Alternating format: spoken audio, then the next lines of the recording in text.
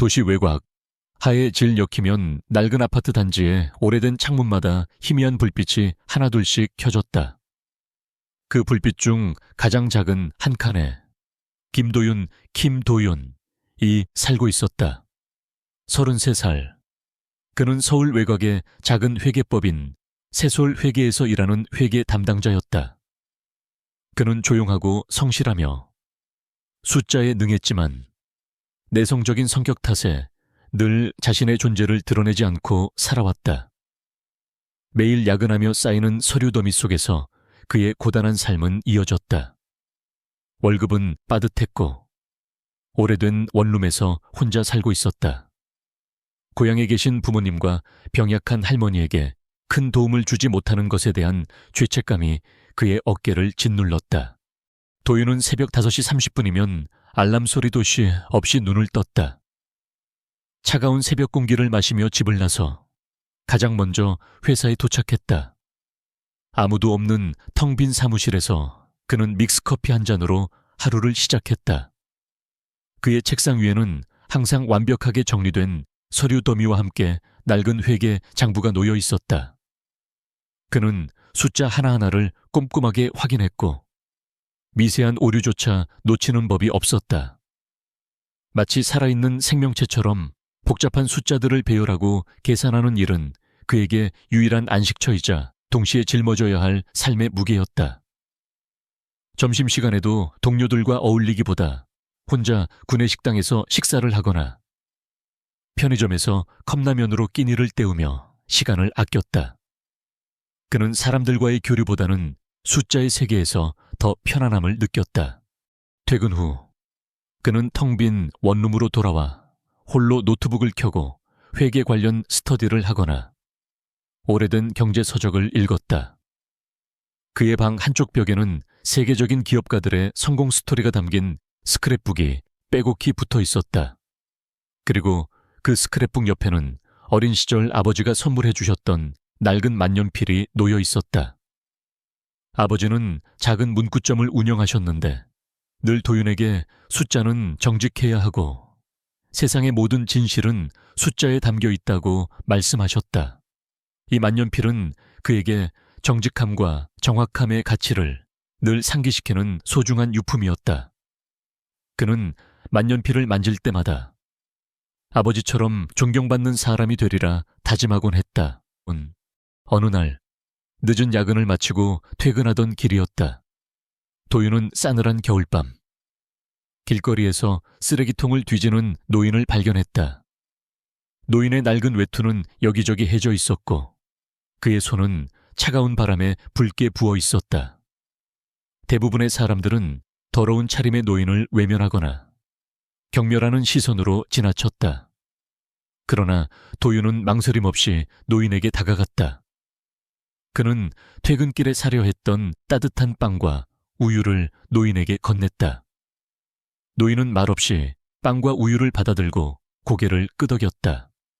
그때 도윤의 눈에 노인의 손에 들린 찢어진 신문 한 조각이 들어왔다. 희미하게 보이는 재정 관련 기사와 복잡한 기업 구조에 대한 내용이 적혀 있었다. 그는 노인의 낡은 외투와는 어울리지 않는 그 기사를 보며 묘한 궁금증을 느꼈다. 노인의 눈빛은 비범하고 깊었으며 마치 모든 것을 꿰뚫어 보는 듯한 날카로움이 있었다. 그는 바로 한때 재계의 거물이었으나 현재는 모두에게 잊혀진 은둔형 경영자 강태석이었다. 강태석은 과거 잘못된 투자와 주변 사람들의 배신으로 모든 것을 잃고 현재는 가족에게도 외면당한 채 노숙자처럼 살아가고 있었다. 그는 세상과 단절된 채 자신의 몰락을 곱씹고 있었지만 동시에 자신의 몰락을 초래한 회계 비리를 추적하며 복수를 꿈꾸고 있었다. 그의 유일한 낙은 폐지 줍는 척하며 사람들의 진정한 모습을 관찰하는 것이었다. 며칠 후 도윤은 고향에서 날아온 전화 한 통에 망연자실했다. 할머니의 병세가 급격히 악화되어 큰 병원에서 수술을 받아야 한다는 소식이었다. 수술비는 도윤이 감당할 수 없는 천문학적인 금액이었다. 그는 절망했지만 할머니를 살리기 위해 무슨 일이든 해야 한다고 다짐했다. 그는 밤새도록 인터넷을 뒤지며 돈을 벌 수 있는 방법을 찾아 헤맸다. 그러던 중 노인에게 건넨 빵과 우유 덕분인지 도윤의 원룸 문을 두드리는 소리가 들렸다. 문을 열자 그 노인, 강태석이 서 있었다. 노인은 낡고 찢어졌지만 묘한 기운을 풍기는 회계장부의 파편들을 도윤에게 건네주었다. 낡은 종이였지만 그 안에 담긴 복잡한 숫자들은 도윤의 호기심을 강하게 자극했다. 그는 알 수 없는 이끌림을 느꼈다. 이 장부는 강태석의 몰락을 야기한 거대한 회계 비리의 핵심 증거였다. 도윤은 아직 그 사실을 알지 못했지만 그의 삶은 이제 돌이킬 수 없는 거대한 소용돌이 속으로 빠져들고 있었다. 매서운 겨울바람이 창문 틈새로 스며들어 낡은 원룸을 차갑게 식히던 밤이었다. 김도윤은 좁은 방 한 구석에 웅크린 채 병원에서 들었던 청천벽력 같은 소식을 다시 떠올렸다. 할머니의 병세가 급격히 악화되어 긴급 수술이 필요하다는 것. 그리고 수술비는 도윤이 상상할 수 없을 만큼 거액이라는 것이었다. 그의 손에 쥐어있던 할머니의 낡은 사진은 흐릿했지만 할머니의 미소는 여전히 그의 마음을 아프게 했다. 그는 절망에 빠졌다. 밤낮 없이 아르바이트 자리를 찾아 인터넷을 뒤지고 주변 사람들에게 도움을 청했지만 그의 능력으로는 도저히 감당할 수 없는 금액이었다. 그의 어깨는 무거워졌고 잠 못 이루는 밤이 계속되었다. 차가운 방 공기만큼이나 그의 마음도 얼어붙는 듯 했다. 바로 그때였다. 며칠 전 빵을 건넸던 노인, 강태석이 도윤의 낡은 원룸 문을 두드렸다. 노인의 눈빛은 전과는 달리 강렬하고 예리했다. 그의 낡은 외투 속에서 비범한 기운이 뿜어져 나오는 듯 했다. 도윤은 문을 열고 노인을 마주했을 때 묘한 긴장감을 느꼈다.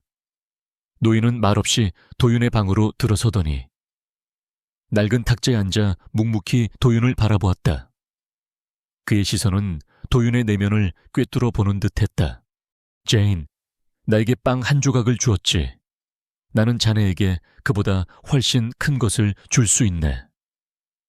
강태석의 목소리는 낮고 허스키했지만 강렬한 확신이 담겨 있었다. 그는 주머니에서 낡고 찢어진 회계 장부의 파편들을 꺼내 도윤의 앞에 내밀었다. 종이는 오래되어 바스라질 듯했지만 그 안에 담긴 숫자들은 기묘한 질서와 혼돈을 동시에 품고 있는 듯했다. 이것들은 내 몰락의 증거이자 동시에 내가 되찾아야 할 진실의 조각들이네. 자네의 그 꼼꼼함과 통찰력이라면 내가 찾고자 하는 것을 찾을 수 있을 걸세. 강태석은 제1그룹의 전 회장이자 그의 조카인 박성민 파크, 성민척가 과 그의 오른팔 이준식, 리준식, 이사의 배신으로 모든 것을 잃고 노숙자로 전락한 자신의 과거를 간략하게 설명했다. 그는 자신의 몰락이 단순한 사업 실패가 아닌 박성민과 이준식이 공모한 거대한 회계비리 때문임을 확신하고 있었다. 그는 도윤에게 자신의 잃어버린 재산과 명예를 되찾아줄 회계비리의 진실을 파헤쳐줄 것을 제안했다. 나에게 진실을 찾아준다면 자네 할머니의 병원비는 물론 평생 후회하지 않을 선물을 약속하겠네. 내가 가진 모든 것을 걸고 약속하지. 도윤은 노인의 비범한 눈빛과 터무니없을 정도로 거대한 제안에 당황했다. 그는 노인이 정말 재계의 거물이었는지 아니면 그저 정신이 온전치 못한 노인인지 확신할 수 없었다. 그의 머릿속에서는 온갖 위험한 생각들이 교차했다.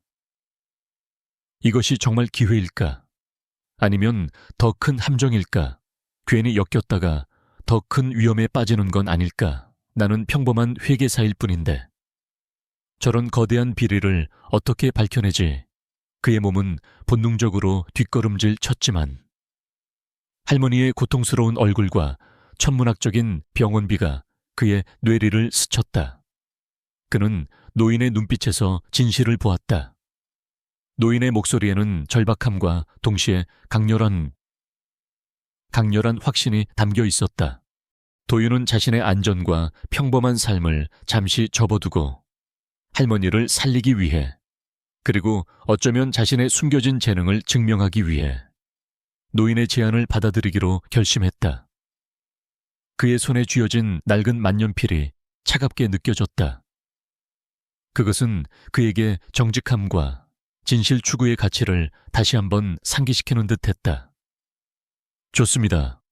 회장님, 제가 한번 해보겠습니다. 도윤의 목소리는 비장했다. 강태석의 제안을 받아들이자마자 도윤의 삶은 송두리째 뒤바뀌었다. 강태석은 도윤에게 비밀리에 자신의 과거와 관련된 추가 자료들을 넘겨주었고, 도윤은 그의 조사를 돕기 위해 야근을 밥 먹듯 해야 했다. 그의 일상은 잠시도 쉴 틈 없이 흘러갔다. 그는 자신의 본업인 회계 업무를 소홀히 할 수 없었기에 밤을 새워가며 두 가지 일을 병행했다. 잠자는 시간을 아껴가며 자료를 분석하고 강태석과 비밀리에 만나 정보를 주고받았다. 제1그룹 내의 복잡한 회계 비리, 숨겨진 자금 흐름, 그리고 권력을 노리는 박성민과 이준식의 음모가 점차 수면 위로 드러나기 시작했다. 도윤은 이제 더 이상 평범한 회계 담당자로 살 수 없게 되었다. 그의 삶은 거대한 진실의 소용돌이 속으로 발을 들여놓았고 되돌릴 수 없는 새로운 길로 접어들게 되었다. 창밖에서는 여전히 매서운 겨울바람이 불고 있었지만 도윤의 마음속에서는 뜨거운 결의가 타오르고 있었다. 이것은 단순히 할머니를 위한 일이 아니었다. 그것은 진실을 향한 그의 오랜 갈증을 해소할 기회이자 그의 숨겨진 재능이 빛을 발할 무대가 될 것이었다. 김도윤은 며칠 밤낮을 새워 강태석에게서 받은 낡은 회계 장부 파편들과 복잡한 서류들을 분석하기 시작했다. 그의 낡은 원룸은 이제 잠자는 곳이 아닌 거대한 회계 미스터리를 풀어내는 비밀 연구실이 되었다. 서류들은 암호화되어 있었고 일부러 오류를 심어놓은 듯 복잡하게 얽혀 있었다. 대부분의 숙련된 회계사라면 고개를 저을 만큼 난해하고 절망적인 자료들이었다. 하지만 도윤은 포기하지 않았다. 그의 피곤에 지친 눈은 핏발이 서 있었지만 그의 두뇌는 멈추지 않고 끊임없이 정보를 처리했다. 그는 숫자의 배열, 작은 기호 하나하나에 집중했고 마치 흩어진 퍼즐 조각을 맞추듯 자료들을 꼼꼼하게 연결해 나갔다. 그의 책상 위에는 수십 권의 회계 관련 서적과 논문이 쌓여 있었고 어린 시절 아버지가 선물해 주셨던 낡은 만년필은 그의 손에서 한시도 떨어지지 않았다. 만년필의 닳고 다른 표면은 도윤의 긴장감과 피로를 고스란히 흡수하는 듯했다. 며칠 밤낮을 세워 분석한 끝에 도윤은 마침내 거대한 실타래의 한 끝을 잡아냈다. 제1그룹에 숨겨진 자금 흐름과 복잡하게 얽힌 페이퍼 컴퍼니의 연결고리를 발견한 것이다. 그는 현 회장, 박성민, 박성민, 이 강태석의 몰락을 위해 조직적으로 회계 비리를 조작하고 재산을 빼돌린 흔적을 찾아냈다. 특히 수십 개의 유령 회사와 해외 조세 회피처를 이용한 자금 세탁의 흔적은 일반적인 회계 지식으로는 도저히 발견할 수 없는 수준이었다. 도윤은 자신의 천재적인 통찰력과 숫자에 대한 비상한 감각으로 이 모든 복잡한 구조를 꿰뚫어 보았다. 그는 잠시도 쉬지 않고 이 모든 내용을 정리하여 하나의 보고서로 만들었다.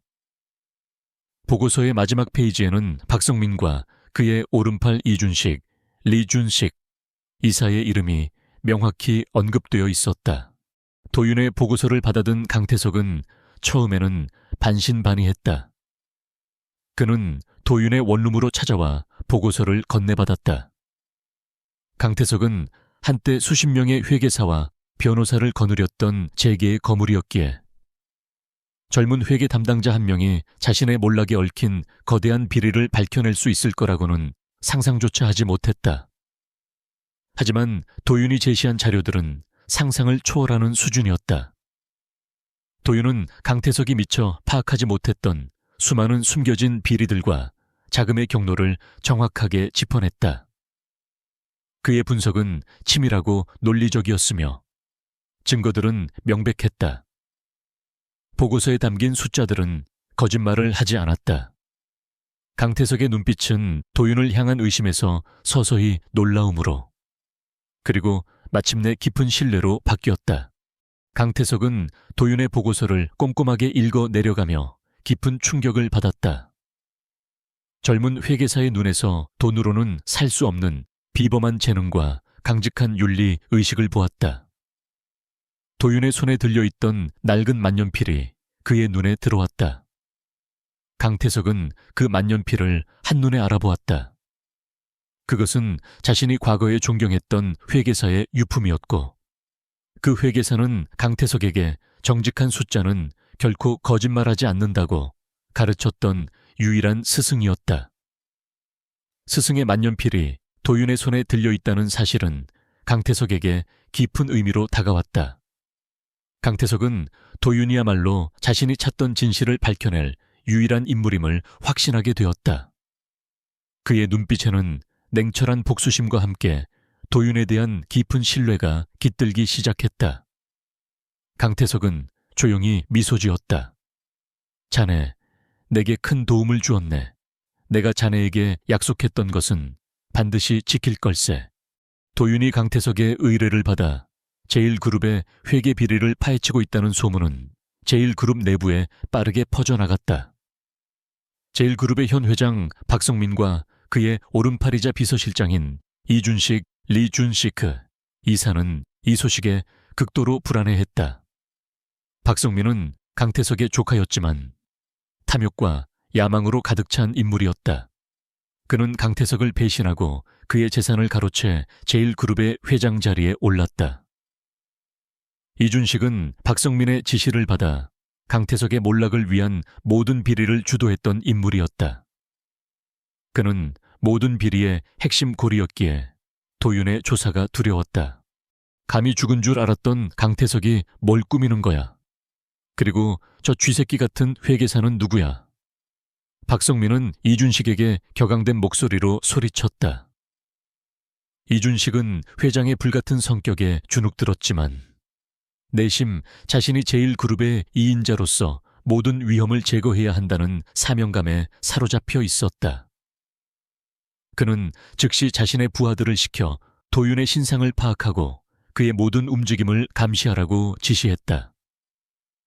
이준식은 선우와 마찬가지로 도윤을 비방하는 악의적인 소문을 퍼뜨리기 시작했다. 세솔회계, 김도윤, 제일그룹 내부 정보를 빼돌린 스파이, 사립탐정 행세하는 주제넘은 회계사 같은 자극적인 기사들이 삽시간에 쏟아져 나왔다.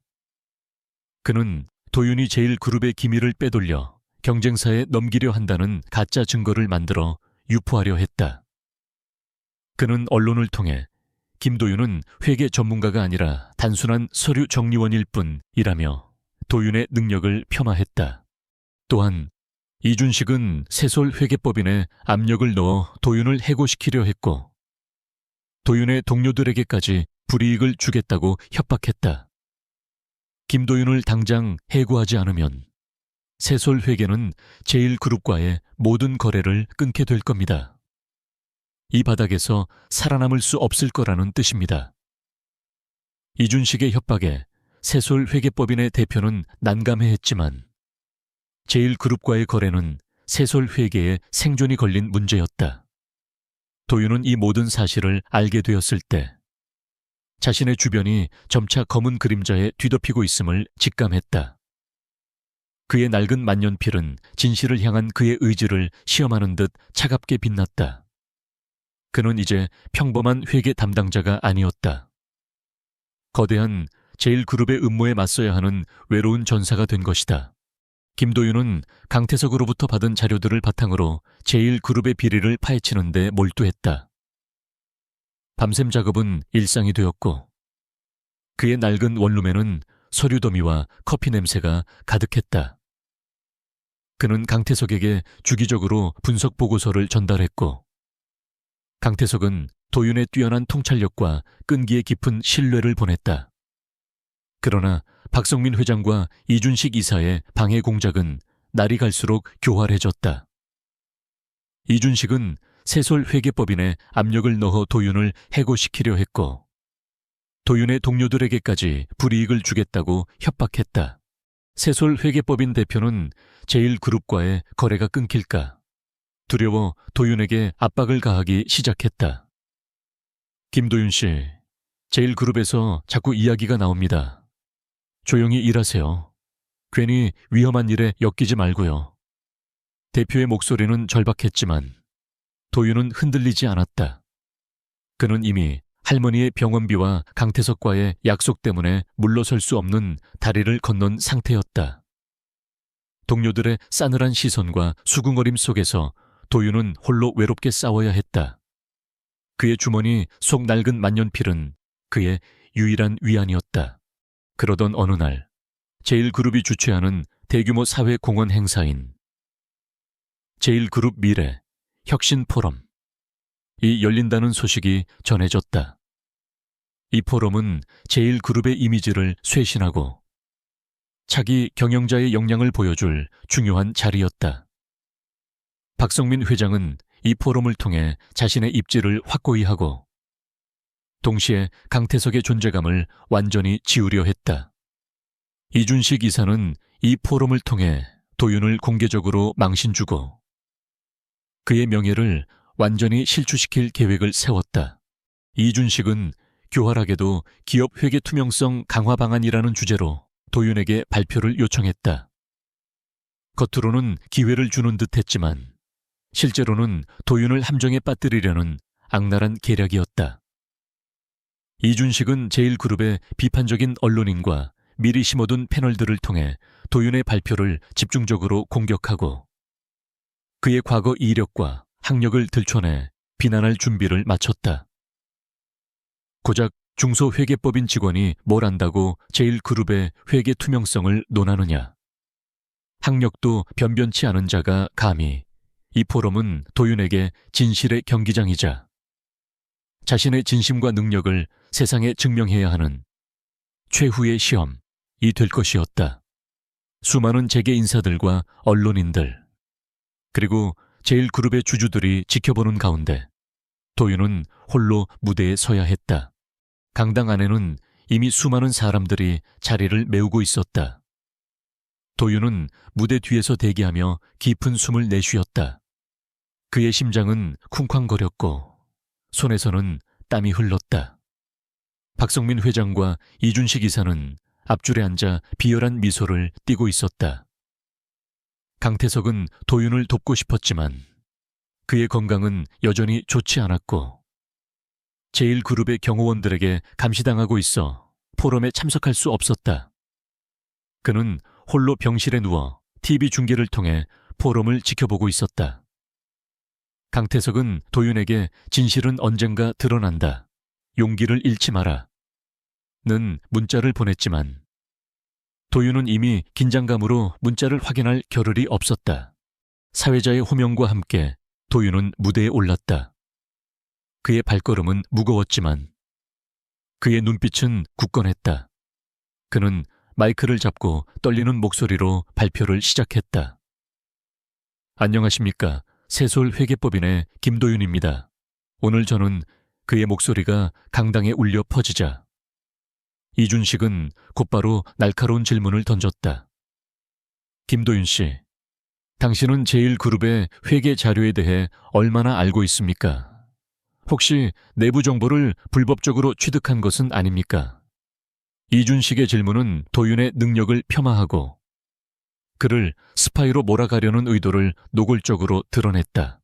이어 미리 준비된 언론인들이 질문 세례를 퍼부었다. 당신 같은 사람이 제1그룹의 회계 투명성을 논한다는 것 자체가 우습지 않습니까? 학력도 변변치 않은 회계 담당자가 감히 대기업의 회계 시스템을 평가할 자격이 있습니까? 질문들은 비난과 조롱으로 가득했다. 강당 안의 분위기는 순식간에 싸늘해졌다. 몇몇 사람들은 비웃음을 터뜨렸고 도윤의 동료들은 안절부절 못하며 고개를 숙였다. 도윤은 심장이 쿵쾅거리고 입술이 바짝 말랐다. 그의 머릿속에는 할머니의 아픈 얼굴과 자신을 믿어준 강태석의 얼굴이 스쳐 지나갔다. 그의 주머니 속 낡은 만년필이 그의 손에 단단하게 쥐어졌다. 그것은 그에게 정직함과 진실을 잊지 말라고 속삭이는 듯 했다. 이준식은 도윤에게 불리한 여론을 조성하기 위해 의도적으로 시간을 끌었고 포럼의 마지막 순서로 제1그룹 회계 투명성, 감사 결과를 긴급 발표하겠다고 선언했다. 이 감사 결과는 이준식이 조작한 것으로 도윤이 재단의 자금을 횡령했다는 거짓 증거가 담겨 있었다. 이준식은 이 발표를 통해 도윤을 제1그룹에서 완전히 축출하고 박성민 회장의 입지를 더욱 강화하려 했다. 감사 발표까지 남은 시간은 단 30분. 이 짧은 시간 안에 도윤은 자신이 결백하다는 것을 증명하고 이준식의 음모를 폭로해야 했다. 그의 명예, 할머니의 병원비, 그리고 강태석의 마지막 희망이 걸린 최후의 승부가 다가오고 있었다. 이 최후의 시험은 그의 삶을 영원히 바꿀 것이었다. 제1그룹 미래 혁신 포럼이 열린 강당은 최악의 긴장감으로 가득했다. 박성민 회장과 그의 오른팔 이준식 이사는 회심의 미소를 지으며 무대 위 김도윤을 바라보고 있었다.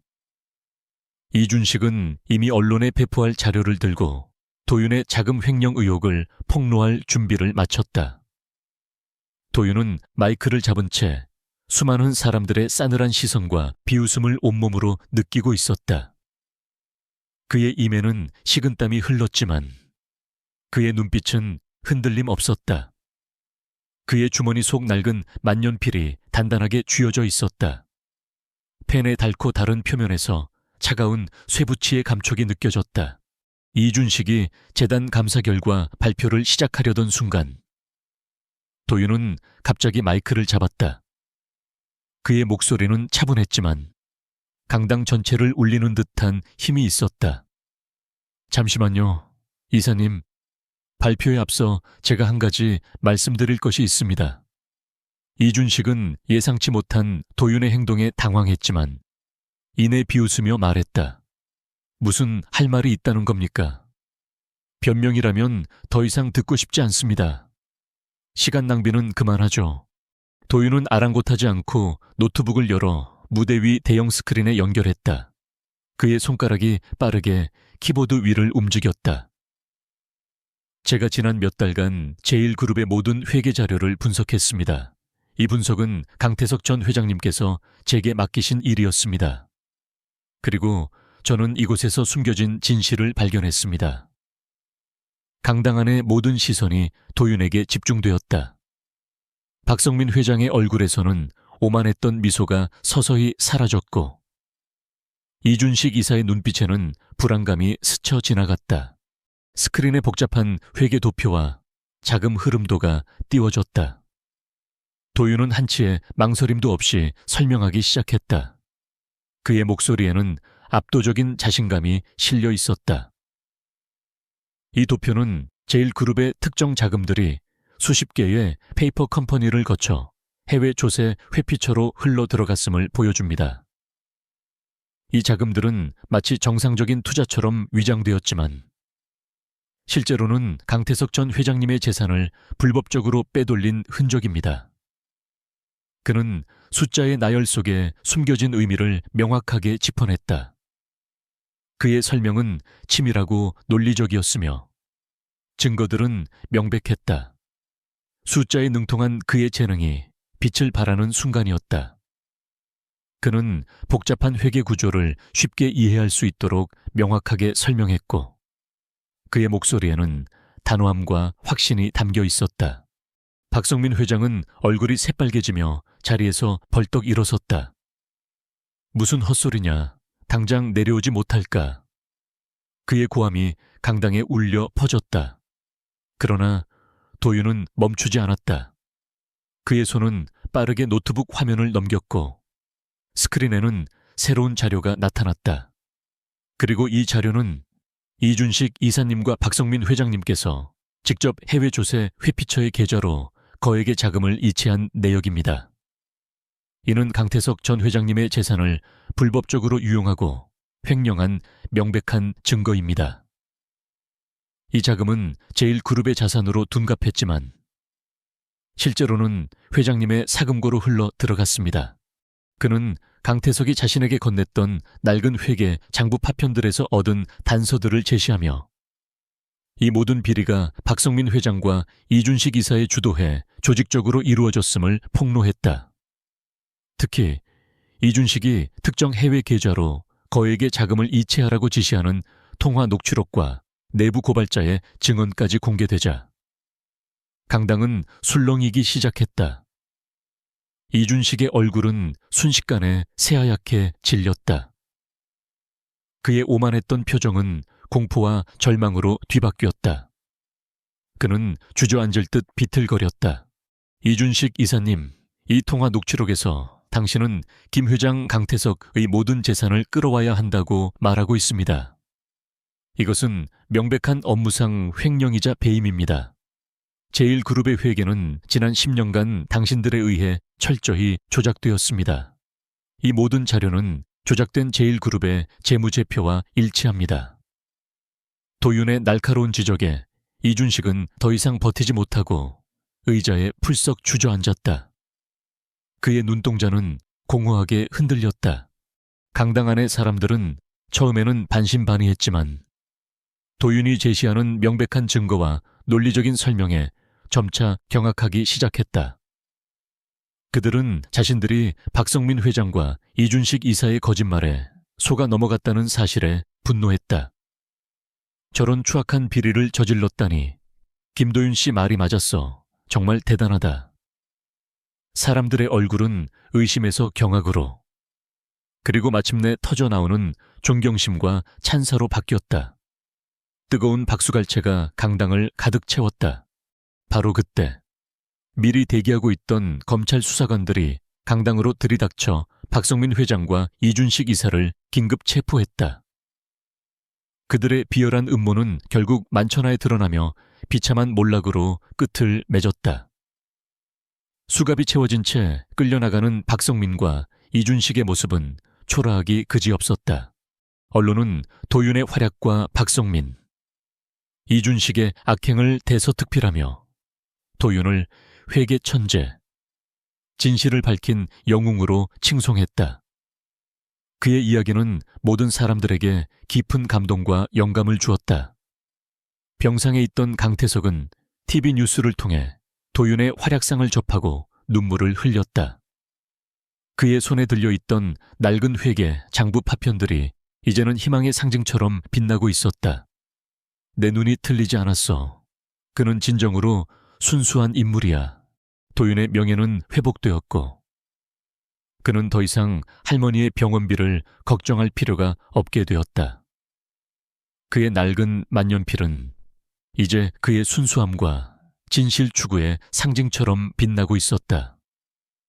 그는 가장 혹독한 시험대 위에서 자신의 진정한 가치를 증명해냈다. 강당의 불빛은 여전히 밝게 빛나고 있었지만 도윤의 마음속에는 이제 어둠이 아닌 새로운 시작의 희망이 가득했다.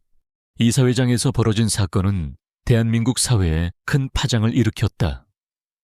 박성민 회장과 이준식 이사는 자신들이 저지른 모든 악행에 대해 법의 심판을 받게 되었다.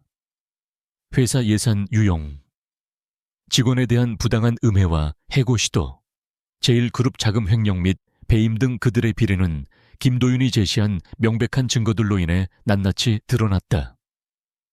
결국 그들은 제1그룹의 모든 직위와 재산을 몰수당한 채 장기 복역을 선고받았다. 그들의 오만함과 탐욕은 결국 비참한 몰락으로 끝을 맺었다. 그들을 따랐던 부하들 역시 책임을 피할 수 없었다.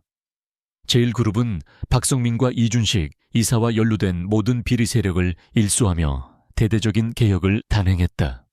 김도윤을 비웃고 방해했던 세솔 회계법인 동료들과 재단 관계자들은 언론을 통해 자신들의 잘못을 인정하고 도윤에게 진심으로 사과했다. 김도윤 씨, 정말 죄송합니다. 저희의 어리석음으로 당신께 너무나 큰 고통을 드렸습니다.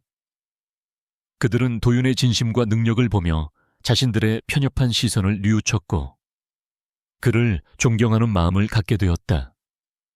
그들의 사과는 도윤의 마음에 작은 위로가 되었다. 도윤은 그들의 사과를 겸허히 받아들였다. 그는 그들을 용서함으로써 자신 또한 평화를 찾을 수 있었다. 그의 마음속에는 더 이상 미움이나 원망이 남아있지 않았다. 강태석 전 회장은 도윤의 도움으로 모든 명예를 회복하고 빼앗겼던 재산을 되찾았다. 그는 병원에서 퇴원하자마자 제일 먼저 도윤을 찾아왔다. 자네, 정말 고맙네. 자네가 아니었다면 나는 영원히 암흑 속에서 헤매었을 걸세. 강태석은 도윤의 손을 잡고 진심으로 고마움을 표했다. 그는 도윤에게 약속했던 대로 할머니의 치료비를 전액 부담하고 최고급 병원에서 남은 여생을 편안하게 보낼 수 있도록 모든 지원을 아끼지 않았다. 할머니는 강태석의 도움 덕분에 완치되어 퇴원했고 도윤과 함께 새로운 집에서 행복한 시간을 보낼 수 있게 되었다. 할머니의 얼굴에는 오랜만에 활짝 웃음꽃이 피어났다. 우리 도윤이 덕분이야. 네가 아니었다면 할미는... 도윤은 할머니의 손을 꼭 잡았다. 강태석은 도윤에게 제1그룹의 전폭적인 지원을 약속했다. 그는 도윤에게 제1그룹의 자회사 중 하나인 미래재정연구소의 소장 자리를 제안했다. 도윤군, 자네의 재능은 숫자를 넘어선 곳에 있네. 자네는 진실을 꿰뚫어보고 숨겨진 가치를 찾아낼 줄 아는 사람이야. 우리 제1그룹은 자네와 함께 새로운 미래를 열고 싶네. 도윤은 이제 더 이상 낡은 원룸에서 야근에 시달리며 생활고에 힘들어할 필요가 없게 되었다. 그는 미래재정연구소 소장으로서 기업의 투명한 회계 시스템 구축을 돕고 사회공헌 활동을 기획하는 데 기여하게 되었다. 선우는 할머니와 함께 제1그룹이 제공한 평화로운 새집에서 행복한 시간을 보냈다. 넓고 깨끗한 집에 들어선 할머니는 감격의 눈물을 흘렸고 도윤은 그런 할머니를 보며 마음속 깊이 안도감을 느꼈다.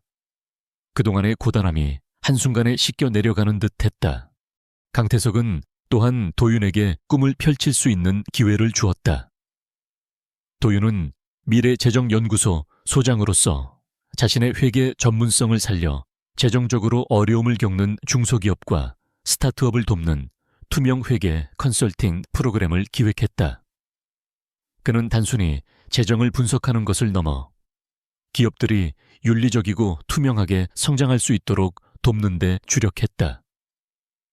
그의 탁월한 분석 능력과 진심 어린 조언은 많은 기업들에게 큰 도움이 되었고 그의 이름은 재계에서 청렴하고 유능한 회계 전문가로 각인되었다.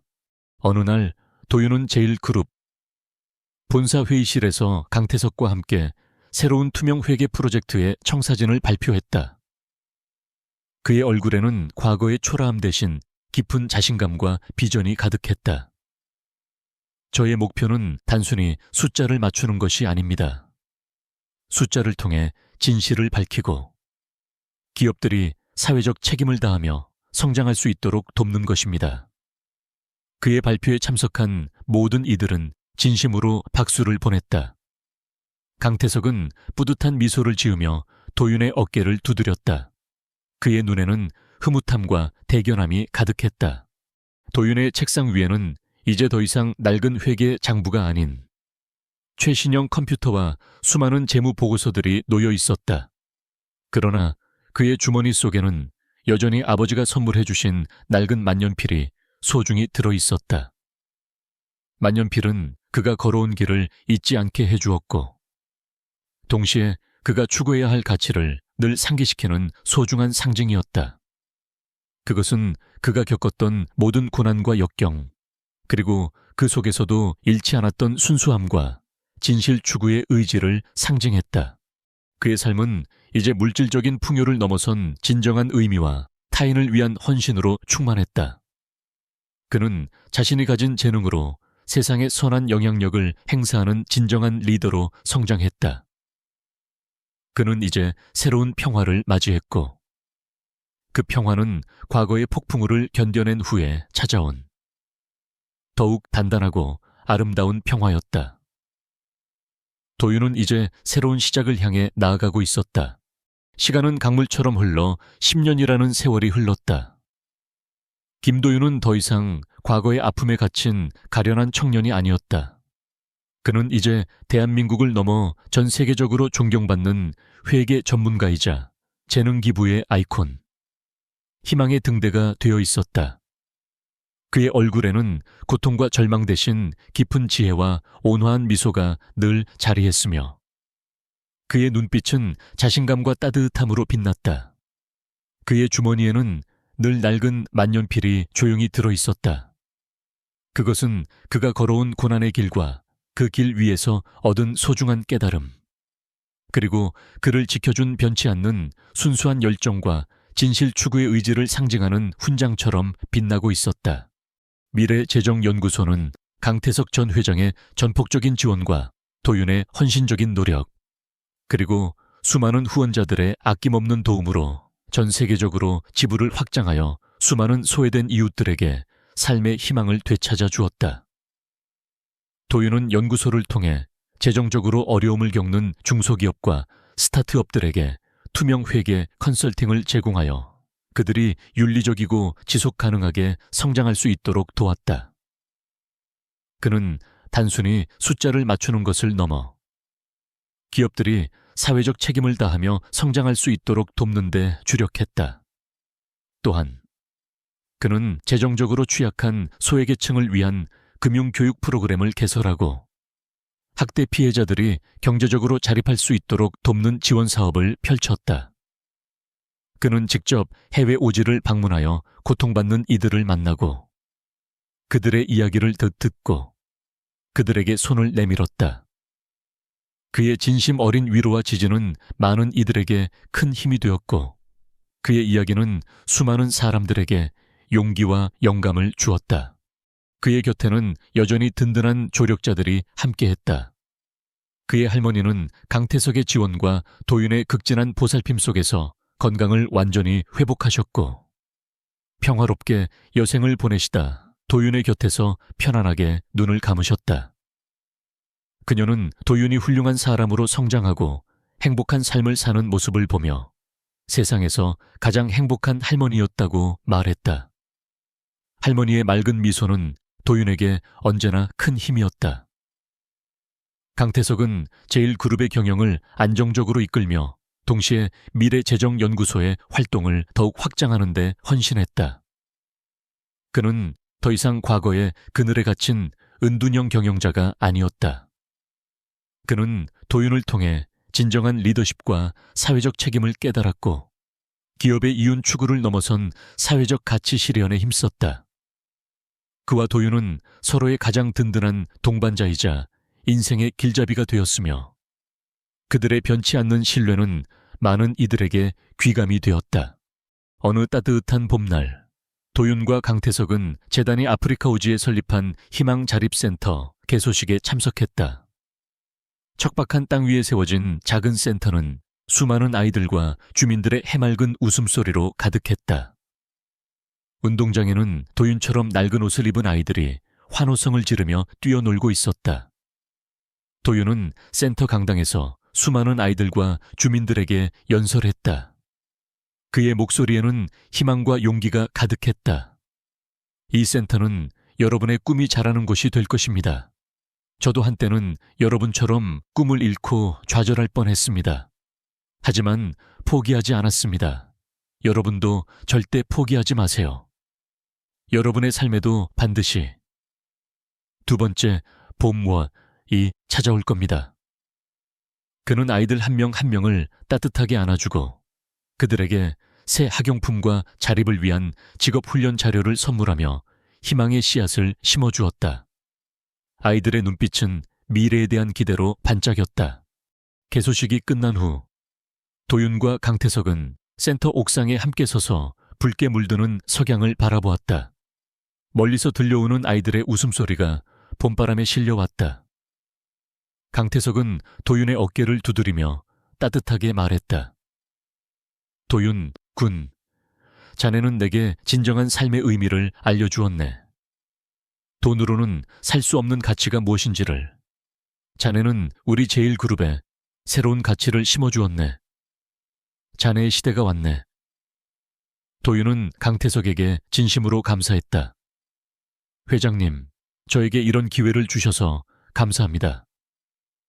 저는 이제 제가 가진 재능으로 세상에 좋은 영향을 주고 싶습니다. 저처럼 어려운 환경에 있는 아이들에게 희망을 주고 싶어요. 그의 책상 위 낡은 만년필은 이제 강태석의 집무실 한쪽에 소중히 보관되어 있었다.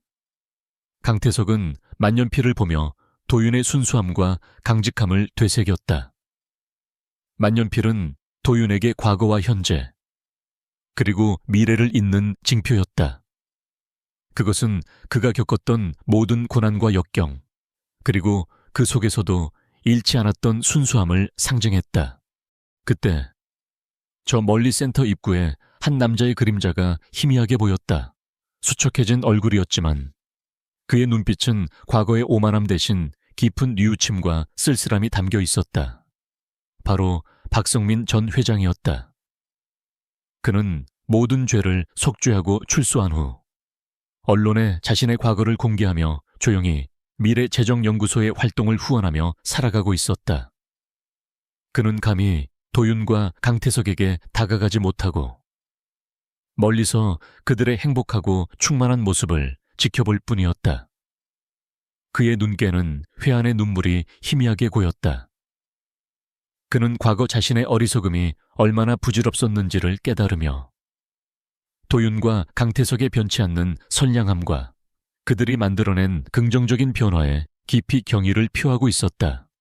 도윤은 아프리카의 넓은 하늘을 올려다보았다. 그의 삶은 이제 단순한 생존이 아니었다. 그것은 용기, 치유, 그리고 세상을 더 나은 곳으로 만들겠다는 변치 않는 약속의 여정이었다. 그는 자신의 아픔을 통해 다른 이들에게 희망을 줄 수 있는 진정한 영웅이 되었다. 센터 운동장에는 새들이 지저귀고 새로 심은 꽃나무들이 싹을 틔우며 모든 것이 새롭게 시작되는 두 번째 봄을 알리고 있었다. 김도윤과 강태석의 이야기는 영원히 이어질 것이었다. 이 놀라운 이야기가 여러분의 마음을 울렸다면 좋아요를 누르고 구독해주세요. 그리고 여러분의 생각과 경험을 댓글로 공유해주세요. 여러분의 작은 관심이 세상을 변화시키는 큰 힘이 됩니다.